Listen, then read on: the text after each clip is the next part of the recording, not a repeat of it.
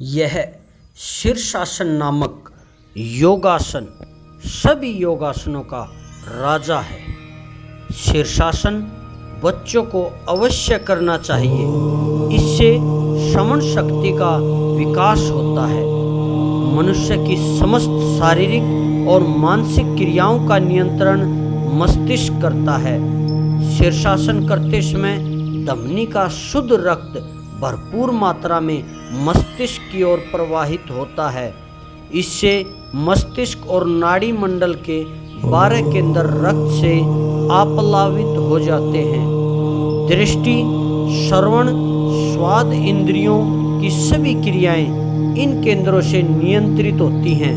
शीर्षासन का अभ्यास इन सभी केंद्रों को समुचित रक्त प्रदान करके ज्ञानेंद्रियों को सक्षम बनाता है। शीर्षासन के नियमित अभ्यास से उचित मात्रा में भूख लगने लगती है। शीर्षासन कब्ज निवारण में सहायक होता है। शीर्षासन करते समय कुछ विशेष सावधानियां भी रखनी बहुत ज़रूरी हैं। जैसे सिर में दर्द रहने वाले व्यक्तियों को शीर्षासन नहीं करना चाहिए। जिन व्यक्तियों के कान बह रहे हों या कर्ण फोड़ा हो उन्हें यह योगासन नहीं करना चाहिए। नज़ला जुखाम के रोगियों को भी शीर्षासन नहीं करना चाहिए। अब शीर्षासन की विधि के बारे में जानते हैं। कंबल या दरी पर कपड़े की गद्दी बनाकर दोनों हाथों की अंगुलियां परस्पर क्रॉस करके कोहनियां 60 डिग्री के अंतर पर रखकर घुटने भूमि पर टिके हुए हों। शुरुआत में आप इस शीर्षासन को कंबल या दरी या गद्दी बनाकर उसके ऊपर सिर रखकर ही करें। इस बात का विशेष ध्यान रखें। सिर का मध्य भाग गद्दी या दोनों हाथों के बीच रखकर घुटने सीधे करके पीठ को ऊपर उठाना चाहिए। धीरे धीरे शरीर का संतुलन कोहनियों एवं ग्रीवा पर संभालते हुए घुटने मुड़े हुए भूमि के समानांतर दोनों पैर कुछ ऊपर उठ जाएंगे। नए अभ्यासी के लिए पहले इतना ही अभ्यास पर्याप्त है। इसमें सफलता मिलने पर आगे का कार्य सरल हो जाता है। इस अभ्यास में दीवार या किसी दूसरे व्यक्ति की सहायता न लेकर पूर्वोक्त विधि से अभ्यास करना ही शीघ्र फलदायक है।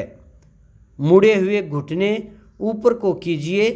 इस स्थिति में पैर ऊपर एवं घुटने पेट से लगे हुए रहेंगे। शरीर का संतुलन होने पर पैरों को धीरे धीरे सीधा करके पीछे की ओर मोड़कर रखें। घुटने ऊपर को सीधे हो जाएंगे। अब धीरे से पैरों को सीधा कर दें। पंजे ऊपर की ओर रहेंगे, परंतु फिर भी पैरों में तनाव न रहकर रिलैक्सेशन ही रहना चाहिए। आंखें बंद करना अच्छा है या आप आंखें खुली भी रख सकते हैं। श्वास नाक से लेना चाहिए। शरीर का भार प्रारंभ में कुछ आगे की ओर ही रहना उचित है, अन्यथा पीछे असंतुलन होकर गिरने का भय होता है। इसी प्रकार पहले क्रम से जैसे आए हैं वैसे ही आसन को छोड़ा जाएगा।